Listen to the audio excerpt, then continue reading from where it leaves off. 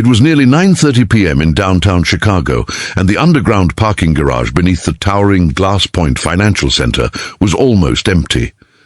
Rain hammered the concrete entrance while employees hurried to their cars after another exhausting workday.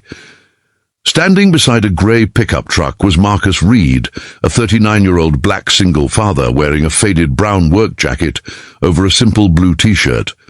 His 7-year-old son, Noah, sat in the passenger seat finishing his homework while waiting for his father to finish a small maintenance repair on one of the garage security gates. Marcus worked as an independent maintenance contractor. The job barely covered rent, but it allowed him to spend evenings with Noah after losing his wife 3 years earlier.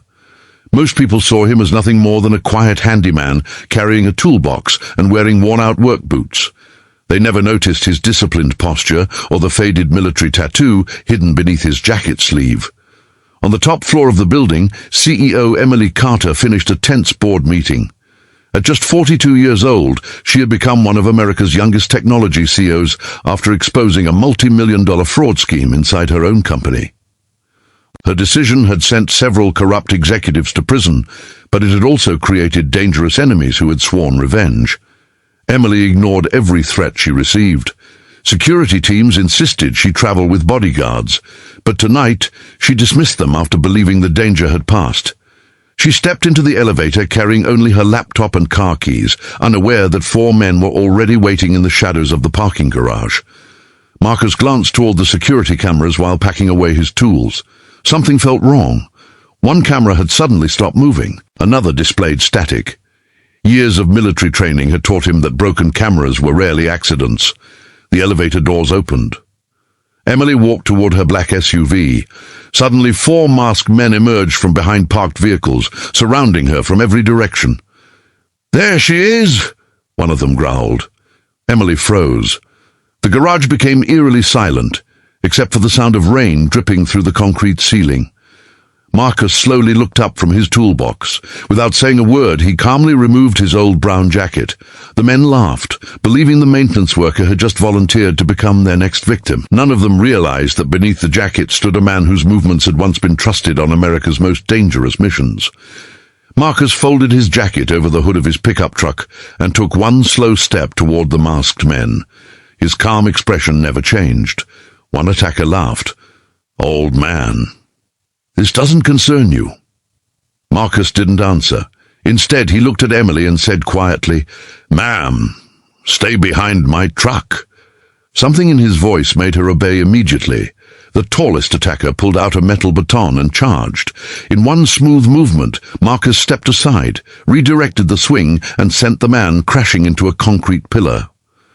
Before the others could react, Marcus moved again, fast, silent, almost impossible to follow. Years of elite military training returned without hesitation. A second attacker rushed from behind. Marcus sensed him without looking. He caught the man's wrist, twisted it just enough to make him drop his weapon, then gently pushed him into the ground. The third man pulled a knife. Marcus grabbed his own jacket from the truck and snapped it across the attacker's arm, wrapping the knife hand before sweeping his legs out from under him.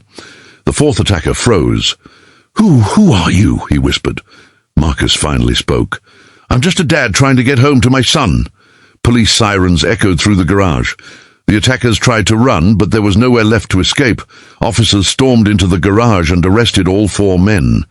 Detectives quickly discovered that the criminals had been hired by a corrupt businessman seeking revenge against Emily Carter. One officer looked at Marcus in disbelief. "Those weren't ordinary moves. Were you military?" Marcus smiled slightly. "I used to serve." Emily walked over, still shaken. "You saved my life." Marcus shrugged. "My son is watching." He pointed toward the pickup truck. Little Noah had seen everything through the windshield. Marcus knelt beside him and smiled. "Remember what I always tell you." Noah nodded. "Real strength is protecting people, not hurting them." Marcus smiled proudly. "Exactly." The next morning, security footage from the garage spread across national news. Headlines called the mysterious maintenance worker the dad who saved a CEO. Emily personally offered Marcus a high-paying position as Director of Corporate Security. Marcus thanked her but politely declined. "I already have the most important job in the world." "And what's that?" Emily asked. Marcus looked at Noah, who was smiling beside the pickup truck. Being his father. Emily smiled. At that moment, everyone understood that the greatest heroes don't wear capes or seek recognition.